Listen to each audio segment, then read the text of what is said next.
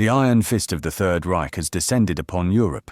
Poland, crushed. Denmark, crushed. Norway, Belgium, the Netherlands, all have fallen. The seemingly invincible French army has been shattered, broken, and humiliated in a matter of weeks. The British Expeditionary Force is trapped, its back to the sea at a place called Dunkirk, praying for a miracle. Britain stands utterly, terrifyingly alone. A lone island fortress against a continent dominated by a monstrous evil. Invasion is no longer a possibility. It is an imminent certainty. And in this darkest of hours, with the Nazi war machine gathering just across the Channel, Britain's most powerful weapon was not a battleship. It was not a squadron of Spitfires. It was the voice of one man. A man many in his own government did not trust. A political outcast, a maverick, a warmonger, a man whose greatest weapon was his mastery of the English language. By the end of this video, you will understand how Winston Churchill took mere words and forged them into a weapon of defiance that would save the world. The situation was beyond grim. It was catastrophic. The policy of appeasement had failed spectacularly, leaving Britain unprepared for the storm that had now broken. The previous Prime Minister, Neville Chamberlain, was a broken man, his promises of peace for our time, now a bitter national joke. When Winston Churchill was appointed Prime Minister on the 10th of May, 1940, he commanded little confidence. King George VI was sceptical. Many in his own Conservative Party viewed him with suspicion, remembering his disastrous Gallipoli campaign in the First World War and his years in the political wilderness. He inherited a military disaster. The British Army was in full retreat, and a significant portion of the cabinet was secretly exploring the possibility of a negotiated peace with Hitler. The mood in London was not one of defiance, but of quiet, gnawing dread. The nation was staring into the abyss. Churchill had no grand army to immediately deploy, no secret weapon to unveil. He had only the power of his conviction and his ability to communicate it. He knew the first battle to be won was not on the beaches, but in the hearts and minds of the British people. Just 3 days into his premiership, he stood before the House of Commons. He did not offer false hope or easy promises. He offered only the brutal, unvarnished truth. He said, "I have nothing to offer but blood, toil, tears, and sweat." It was a shocking declaration. He was not telling them it would be easy. He was telling them it would be the hardest thing they had ever done. He was testing them, measuring their resolve. He promised them not victory, but a struggle. You ask, what is our policy? I will say, it is to wage war, by sea, land, and air, with all our might and with all the strength that God can give us. He was drawing a line in the sand.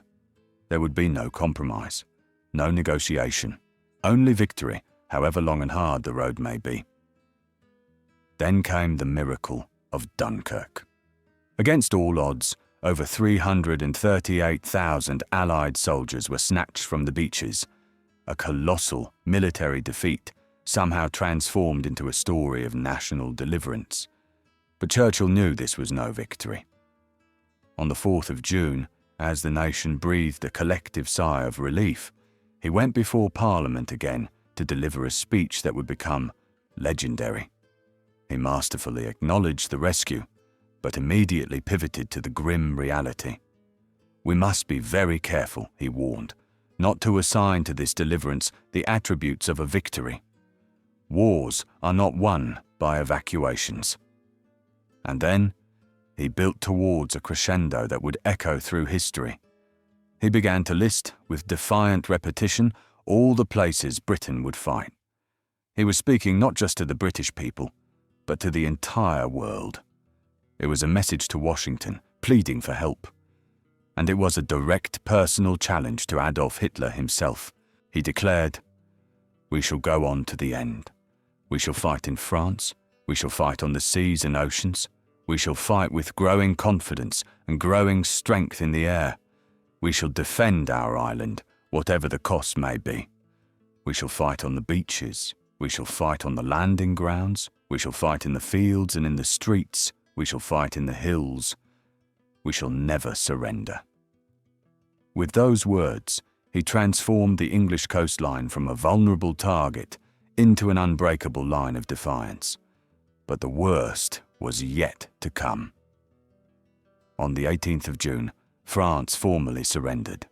Britain was now completely, utterly alone. The entire industrial might of Europe was now in Hitler's hands, aimed like a dagger at the heart of London. This was the moment of maximum peril. This was the moment that Churchill chose to deliver what is perhaps his greatest oration. He stood before a tense and anxious nation and gave the impending conflict its name. He knew the Battle of France was over. He announced, "I expect that the Battle of Britain is about to begin." He did not downplay the danger. He magnified it. He framed the coming struggle in epic, almost mythic terms. This was not just a war between nations, it was a war for the soul of humanity. He said, "Upon this battle depends the survival of Christian civilization. Upon it depends our own British life and the long continuity of our institutions and our empire." He was telling the people that their struggle was not just for themselves, but for everyone who believed in freedom. And then he delivered the immortal closing lines, a challenge to his people to rise to the occasion of history. He concluded, "Let us therefore brace ourselves to our duties, and so bear ourselves that, if the British Empire and its Commonwealth last for 1,000 years, men will still say, 'This was their finest hour.'" He had given them their mission. He had transformed their terror into a heroic destiny. As the bombs of the Blitz began to fall on London, these speeches were no longer just words. They became the nation's creed. Churchill's voice, crackling over the radio, became the soundtrack to Britain's defiance. His words were repeated in pubs, in factories, and in the bomb shelters. He had given the British people a narrative, a story they could live and die for. A story of a stubborn, indomitable island people standing alone against the darkness. He had forged the will to fight. He had armed the nation with the bulldog spirit, a psychological weapon that proved just as vital as any fighter plane soaring in the skies above. Churchill's speeches of 1940 are a testament to the fact that words are not passive. They are forces. They can build resolve. They can crush fear, and they can change the course of history. He did not just describe events, he shaped them. He forged a national myth that resonates to this day. The idea of a stoic, unyielding Britain that stands firm in the face of overwhelming odds. In our modern world of constant noise and fleeting messages, the lesson of Churchill's oratory is more important than ever.